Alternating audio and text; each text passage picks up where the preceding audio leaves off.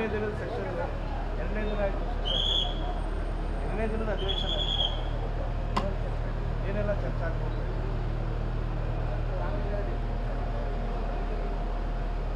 ಚರ್ಚೆ ಏನೇನಾಗುತ್ತೆ ಅನ್ನೋದು ವಿಪಕ್ಷದವ್ರ ಮೇಲೆ ಡಿಪೆಂಡ್ ಆಗುತ್ತೆ.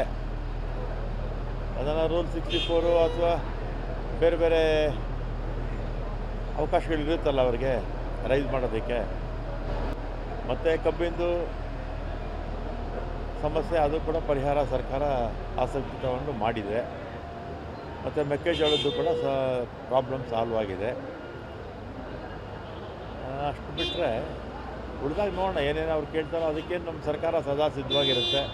ಮತ್ತು ವಿಶೇಷವಾಗಿ ಬೆಳಗಾಂ ಸೆಷನ್ನಲ್ಲಿ ಈ ಭಾಗದ ಸಮಸ್ಯೆಗಳಿಗೆ ಹೆಚ್ಚು ಒತ್ತು ನಮ್ಮ ಸರ್ಕಾರ ಕೊಡುತ್ತೆ. ಸರ್, ಈಗ ಸರ್ಕಾರ ರೈತ ವಿರೋಧಿ ಸರ್ಕಾರ ಅಂತ ಬಿಜೆಪಿ ಇವತ್ತು ವಿಧಾನಸೌಧಕ್ಕೆ ಮುತ್ತಿಗೆ ಹಾಕುವಂತ ಪ್ಲಾನ್ ಮಾಡಿ ಈಗ ಬಿಜೆಪಿಯವರು ರೈತ ವಿರೋಧಿ ಸರ್ಕಾರ ನಮ್ಮ ಸರ್ಕಾರದ ಬಗ್ಗೆ ಮಾತಾಡ್ತಾರೆ. ನಮ್ಮಷ್ಟು ರೈತರ ಬಗ್ಗೆ ಕಾಳಜಿ ಇರ್ತಕ್ಕಂಥ ಪಕ್ಷ ಅಥವಾ ಸರ್ಕಾರ ಇಡೀ ದೇಶದಲ್ಲೇ ಯಾವುದೂ ಇಲ್ಲ. ಬಿ ಜೆ ಪಿ ಸರ್ಕಾರ ಯಾವತ್ತೂ ಕೂಡ ರೈತರ ಪರ ಇರಲಿಲ್ಲ. ಯಡಿಯೂರಪ್ಪನವರು 2008ರಲ್ಲಿ ಮುಖ್ಯಮಂತ್ರಿ ಆದಾಗ ಗೋಲಿಬಾರ್ ಮಾಡಿದ್ರು, ಜ್ಞಾಪಕ ಇದೆಯಾ? ಗೊಬ್ಬರಕ್ಕೋಸ್ಕರ. ಅದಾದಮೇಲೂ ಕೂಡ ರೈತರ ಸಾಲ ಮನ್ನಾ ಮಾಡಲಿಲ್ಲ ಅವರು. ಆಮೇಲೆ 2008ರಲ್ಲಿ ಮ್ಯಾನಿಫೆಸ್ಟೋದಲ್ಲಿ ಬಿ ಜೆ ಪಿ ಮ್ಯಾನಿಫೆಸ್ಟೋದಲ್ಲಿ ರೈತರ ಸಾಲ ಮನ್ನಾ ಮಾಡ್ತೀವಿ ಅಂತ ಹೇಳಿದರು. ಆಮೇಲೆ ವಿಧಾನ ಪರಿಷತ್ತಲ್ಲಿ ನಮ್ಮ ತಿಮ್ಮಾಪುರ ಯಾರೋ ಒಬ್ಬರು ಸದಸ್ಯರು, ಕಾಂಗ್ರೆಸ್ ಸದಸ್ಯರಾಗ ಅವರು ಆಗ ವಿಧಾನ ಪರಿಷತ್ತಲ್ಲಿದ್ದರು ಅನಿಸುತ್ತೆ. ಆಗ ಕೇಳಿದಾಗ ರೈತರ ಸಾಲ ಮನ್ನಾ ಮಾಡಿ ಅಂತ ಯಡಿಯೂರಪ್ಪನವ್ರು ಏನು ಹೇಳಿದ್ರು ಜ್ಞಾಪಕ ಇದೆ ನಿಮಗೆ? ನಮ್ಮ ಹತ್ರ ಪ್ರಿಂಟಿಂಗ್ ಮಿಷಿನ್ ಇಲ್ಲ ಅಂತ ಹೇಳಿದರು. ಚುನಾವಣೆ ಮ್ಯಾನಿಫೆಸ್ಟೋದಲ್ಲಿ ರೈತರ ಸಾಲ ಮನ್ನಾ ಮಾಡ್ತೀವಿ ಅಂದರು. ಆಮೇಲೆ ವಿಧಾನ ಪರಿಷತ್ತಲ್ಲಿ ಉತ್ತರ ಕೊಡುವಾಗ ನಮ್ಮ ಹತ್ರ ಪ್ರಿಂಟಿಂಗ್ ಮಿಷಿನ್ ಇಲ್ಲ ಅಂತ ಹೇಳಿದರು. ಆಮೇಲೆ ಹಿಂದೆ 2 ಬಾರಿ 2008ರಿಂದ 13, 19ರಿಂದ 23ವರೆಗೂ ಇದ್ದಂಥ 9 ವರ್ಷಗಳ ಅವಧಿಯಲ್ಲಿ ಸಮ್ಮಿಶ್ರ ಸರ್ಕಾರ ಸೇರಿಸಿದ್ರೆ 10 ವರ್ಷ ಆಗುತ್ತೆ. ಇವರು ಯಾವತ್ತೂ ಕೂಡ ರೈತರ ಪರ ನಿರ್ಣಯಗಳು ತಗೊಳ್ಳೇ ಇಲ್ಲ. ರೈತರ ಪರವಾಗಿ ನಿರ್ಣಯಗಳನ್ನು ತಗೊಂಡಿದ್ದು ನಾವು. ಕೇಂದ್ರ ಸರ್ಕಾರ ಜವಾಬ್ದಾರಿಯಿಂದ ನುಣುಚಿಕೊಳ್ಳುತ್ತೆ. ಈಗ ಉದಾಹರಣೆಗೆ ಸಕ್ಕರೆ ಬೆಲೆ ನಿಗದಿ ಮಾಡೋದು ಯಾರು? ಕೇಂದ್ರ ಸರ್ಕಾರ. ಆಮೇಲೆ ಇಂಪೋರ್ಟು ಎಕ್ಸ್ಪೋರ್ಟ್ಗೆ ಪರ್ಮಿಷನ್ ಕೊಡೋದು ಯಾರು? ಕೇಂದ್ರ ಸರ್ಕಾರ. ಮೊಲಾಸಿಸ್ನ ಕಂಟ್ರೋಲ್ ಮಾಡೋದು ಯಾರು? ಕೇಂದ್ರ ಸರ್ಕಾರ. ಆದರೆ ಜವಾಬ್ದಾರಿ ಮಾತ್ರ ನಮ್ಮ ಮೇಲೆ ಹಾಕ್ತಾರೆ. ಅವ್ರ ಜವಾಬ್ದಾರಿನೂ ನಮ್ಮ ಮೇಲೆ ಹಾಕ್ತಾರೆ ಅಷ್ಟೇ. ಅವ್ರು ಏನೇ ಹೇಳ್ಕೊಂಡ್ರೂ ಕೂಡ ನಮ್ಮ ಪಕ್ಷ ಕಬ್ಬಿನ ವಿಚಾರವಾಗಿರ್ಬೋದು ಅಥವಾ ಮೆಕ್ಕೆಜೋಳದ ವಿಚಾರದಲ್ಲಿ ಸಮರ್ಥವಾಗಿ ನಮ್ಮ ಸರ್ಕಾರ ನಿಭಾಯಿಸಿದೆ. ಸರ್, ಈಗ ಸರ್ಕಾರದಲ್ಲಿ 5 ವರ್ಷ ಯಾರು ಸಿ ಎಂ ಆಗ್ತದೆ ಅನ್ನೋ ಚರ್ಚೆ. ಯತೀಂದ್ರ ಅವರು 5 ವರ್ಷ ನಮ್ಮ ತಂದೆಯವರೇ ಸಿ ಎಂ ಅಂತ ಇಲ್ಲಿ ಹೇಳಿಕೆ ನೀಡಿದ್ದಾರೆ. ನಾನು ನೋಡಿದೆ ಈಗ ಅಲ್ಲಿ ಒಳಗಡೆ ಕೂತಿದ್ದಾಗ ಟಿ ವಿನಲ್ಲಿ ಬರ್ತಾ ಇತ್ತಪ್ಪ. ಇನ್ನೇನು ಯತೀಂದ್ರ ಅವರು ಬರ್ತಾರಲ್ಲ, ವಿಧಾನ ಪರಿಷತ್ ಸದಸ್ಯರಲ್ವಾ, ನೀವು ಅವ್ರನ್ನೇ ಕೇಳ್ಕೊಳ್ಳಿ. ಅಲ್ಲ ಸರ್, ಅಲ್ಲ ಮುಂದುವರಿತಾರ ಅಂತ. ಈಗ ಮಾಧ್ಯಮಗಳ ಮುಂದೆ ಯಾವ ರಾಜಕೀಯನೂ ಮಾತಾಡಬಾರ್ದು ಅಂತೇಳಿ ಸ್ವತಃ C M D C M ಅವರೇ ಹೇಳಿದ್ದಾರೆ. ಅದರಿಂದ ನಾನು ಅದ್ರ ಬಗ್ಗೆ ಮಾತಾಡೋಕ್ಕೆ ಹೋಗಲ್ಲ. ವಿಚಾರದ ಬಗ್ಗೆ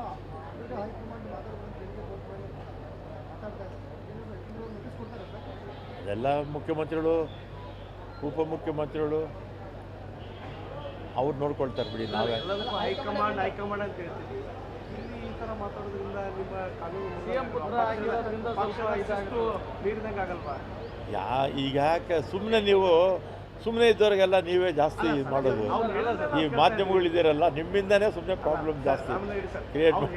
ಕೇಳ್ತಾ ಇದ್ದೀವಿ ಸರ್. ಎರಡನೇ ದಿನದ ಸೆಷನ್ ಎರಡನೇ ದಿನ ಆಯಿತು.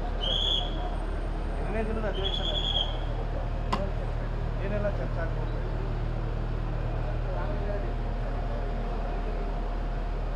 ಚರ್ಚೆ ಏನೇನಾಗುತ್ತೆ ಅನ್ನೋದು ವಿಪಕ್ಷದವ್ರ ಮೇಲೆ ಡಿಪೆಂಡ್ ಆಗುತ್ತೆ. ಅದನ್ನು ರೂಲ್ 64 ಅಥವಾ ಬೇರೆ ಬೇರೆ ಅವಕಾಶಗಳಿರುತ್ತಲ್ಲ ಅವರಿಗೆ ರೈಸ್ ಮಾಡೋದಕ್ಕೆ. ಮತ್ತು ಕಬ್ಬಿಂದು ಸಮಸ್ಯೆ ಅದು ಕೂಡ ಪರಿಹಾರ ಸರ್ಕಾರ ಆಸಕ್ತಿ ತಗೊಂಡು ಮಾಡಿದೆ. ಮತ್ತು ಮೆಕ್ಕೆಜೋಳದ್ದು ಕೂಡ ಪ್ರಾಬ್ಲಮ್ ಸಾಲ್ವ್ ಆಗಿದೆ. ಅಷ್ಟು ಬಿಟ್ಟರೆ ಉಳಿದಾಗ ನೋಡೋಣ ಏನೇನು ಅವ್ರು ಕೇಳ್ತಾರೋ ಅದಕ್ಕೆ ನಮ್ಮ ಸರ್ಕಾರ ಸದಾ ಸಿದ್ಧವಾಗಿರುತ್ತೆ. ಮತ್ತು ವಿಶೇಷವಾಗಿ ಬೆಳಗಾಂ ಸೆಷನ್ನಲ್ಲಿ ಈ ಭಾಗದ ಸಮಸ್ಯೆಗಳಿಗೆ ಹೆಚ್ಚು ಒತ್ತು ನಮ್ಮ ಸರ್ಕಾರ ಕೊಡುತ್ತೆ. ಸರ್, ಈಗ ಸರ್ಕಾರ ರೈತ ವಿರೋಧಿ ಸರ್ಕಾರ ಅಂತ ಬಿಜೆಪಿ ಇವತ್ತು ವಿಧಾನಸೌಧಕ್ಕೆ ಗುತ್ತಿಗೆ ಹಾಕೊಂಡು ಪ್ಲಾನ್ ಮಾಡಿ ಈಗ ಬಿ ಜೆ ಪಿಯವರು ರೈತ ವಿರೋಧಿ ಸರ್ಕಾರ ನಮ್ಮ ಸರ್ಕಾರದ ಬಗ್ಗೆ ಮಾತಾಡ್ತಾರೆ. ನಮ್ಮಷ್ಟು ರೈತರ ಬಗ್ಗೆ ಕಾಳಜಿ ಇರ್ತಕ್ಕಂಥ ಪಕ್ಷ ಅಥವಾ ಸರ್ಕಾರ ಇಡೀ ದೇಶದಲ್ಲೇ ಯಾವುದೂ ಇಲ್ಲ. ಬಿ ಜೆ ಪಿ ಸರ್ಕಾರ ಯಾವತ್ತೂ ಕೂಡ ರೈತರ ಪರ ಇರಲಿಲ್ಲ. ಯಡಿಯೂರಪ್ಪನವರು 2008ರಲ್ಲಿ ಮುಖ್ಯಮಂತ್ರಿ ಆದಾಗ ಗೋಲಿಬಾರ್ ಮಾಡಿದ್ರು, ಜ್ಞಾಪಕ ಇದೆಯಾ, ಗೊಬ್ಬರಕ್ಕೋಸ್ಕರ. ಅದಾದಮೇಲೂ ಕೂಡ ರೈತರ ಸಾಲ ಮನ್ನಾ ಮಾಡಲಿಲ್ಲ ಅವರು. ಆಮೇಲೆ 2008ರಲ್ಲಿ ಮ್ಯಾನಿಫೆಸ್ಟೋದಲ್ಲಿ ಬಿ ಜೆ ಪಿ ಮ್ಯಾನಿಫೆಸ್ಟೋದಲ್ಲಿ ರೈತರ ಸಾಲ ಮನ್ನಾ ಮಾಡ್ತೀವಿ ಅಂತ ಹೇಳಿದರು. ಆಮೇಲೆ ವಿಧಾನ ಪರಿಷತ್ತಲ್ಲಿ ನಮ್ಮ ತಿಮ್ಮಾಪುರ ಯಾರೋ ಒಬ್ಬರು ಸದಸ್ಯರು, ಕಾಂಗ್ರೆಸ್ ಸದಸ್ಯರಾಗ ಅವರು ಆಗ ವಿಧಾನ ಪರಿಷತ್ತಲ್ಲಿದ್ದರು ಅನಿಸುತ್ತೆ. ಆಗ ಕೇಳಿದಾಗ ರೈತರ ಸಾಲ ಮನ್ನಾ ಮಾಡಿ ಅಂತ ಯಡಿಯೂರಪ್ಪನವ್ರು ಏನು ಹೇಳಿದ್ರು ಜ್ಞಾಪಕ ಇದೆ ನಿಮಗೆ, ನಮ್ಮ ಹತ್ರ ಪ್ರಿಂಟಿಂಗ್ ಮಿಷಿನ್ ಇಲ್ಲ ಅಂತ ಹೇಳಿದರು. ಚುನಾವಣೆ ಮ್ಯಾನಿಫೆಸ್ಟೋದಲ್ಲಿ ರೈತರ ಸಾಲ ಮನ್ನಾ ಮಾಡ್ತೀವಿ ಅಂದರು. ಆಮೇಲೆ ವಿಧಾನ ಪರಿಷತ್ತಲ್ಲಿ ಉತ್ತರ ಕೊಡುವಾಗ ನಮ್ಮ ಹತ್ರ ಪ್ರಿಂಟಿಂಗ್ ಮಿಷಿನ್ ಇಲ್ಲ ಅಂತ ಹೇಳಿದರು. ಆಮೇಲೆ ಹಿಂದೆ 2 ಬಾರಿ 2008ರಿಂದ 13, 19ರಿಂದ 23ವರೆಗೂ ಇದ್ದಂಥ 9 ವರ್ಷಗಳ ಅವಧಿನಲ್ಲಿ ಸಮ್ಮಿಶ್ರ ಸರ್ಕಾರ ಸೇರಿಸಿದ್ರೆ 10 ವರ್ಷ ಆಗುತ್ತೆ. ಇವರು ಯಾವತ್ತೂ ಕೂಡ ರೈತರ ಪರ ನಿರ್ಣಯಗಳು ತಗೊಳ್ಳೇ ಇಲ್ಲ. ರೈತರ ಪರವಾಗಿ ನಿರ್ಣಯಗಳನ್ನು ತಗೊಂಡಿದ್ದು ನಾವು. ಕೇಂದ್ರ ಸರ್ಕಾರ ಜವಾಬ್ದಾರಿಯಿಂದ ನುಣುಚಿಕೊಳ್ಳುತ್ತೆ. ಈಗ ಉದಾಹರಣೆಗೆ ಸಕ್ಕರೆ ಬೆಲೆ ನಿಗದಿ ಮಾಡೋದು ಯಾರು? ಕೇಂದ್ರ ಸರ್ಕಾರ. ಆಮೇಲೆ ಇಂಪೋರ್ಟು ಎಕ್ಸ್ಪೋರ್ಟ್ಗೆ ಪರ್ಮಿಷನ್ ಕೊಡೋದು ಯಾರು? ಕೇಂದ್ರ ಸರ್ಕಾರ. ಮೊಲಾಸಿಸ್ನ ಕಂಟ್ರೋಲ್ ಮಾಡೋದು ಯಾರು? ಕೇಂದ್ರ ಸರ್ಕಾರ. ಆದರೆ ಜವಾಬ್ದಾರಿ ಮಾತ್ರ ನಮ್ಮ ಮೇಲೆ ಹಾಕ್ತಾರೆ. ಅವ್ರ ಜವಾಬ್ದಾರಿನೂ ನಮ್ಮ ಮೇಲೆ ಹಾಕ್ತಾರೆ ಅಷ್ಟೇ. ಅವ್ರು ಏನೇ ಹೇಳ್ಕೊಂಡ್ರೂ ಕೂಡ ನಮ್ಮ ಪಕ್ಷ ಕಬ್ಬಿನ ವಿಚಾರವಾಗಿರ್ಬೋದು ಅಥವಾ ಮೆಕ್ಕೆಜೋಳದ ವಿಚಾರದಲ್ಲಿ ಸಮರ್ಥವಾಗಿ ನಮ್ಮ ಸರ್ಕಾರ ನಿಭಾಯಿಸಿದೆ.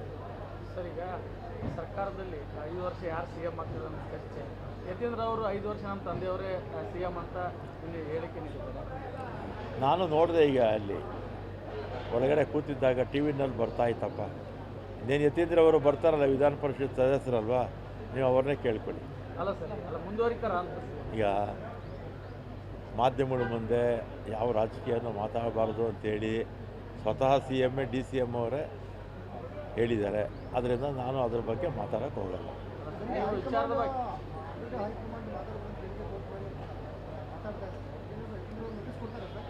ಅದೆಲ್ಲ ಮುಖ್ಯಮಂತ್ರಿಗಳು, ಉಪಮುಖ್ಯಮಂತ್ರಿಗಳು ಅವ್ರು ನೋಡ್ಕೊಳ್ತಾರೆ ಬಿಡಿ. ನಾವೇ ಹೈಕಮಾಂಡ್ ಅಂತ ಹೇಳ್ತೀವಿ. ಈ ಥರ ಮಾತಾಡೋದ್ರಿಂದ ನಿಮ್ಮ ಕಾನೂನು ಸಿಎಂ ಪುತ್ರ ಆಗಿರೋದ್ರಿಂದ ಮೀರಿದಂಗೆ ಆಗಲ್ವಾ? ಈಗ ಯಾಕೆ ಸುಮ್ಮನೆ ಇದ್ದವ್ರಿಗೆಲ್ಲ ನೀವೇ ಜಾಸ್ತಿ ಮಾಡೋದು. ಈ ಮಾಧ್ಯಮಗಳಿದ್ದೀರಲ್ಲ, ನಿಮ್ಮಿಂದನೇ ಸುಮ್ಮನೆ ಪ್ರಾಬ್ಲಮ್ ಜಾಸ್ತಿ ಕ್ರಿಯೇಟ್ ಮಾಡಿ.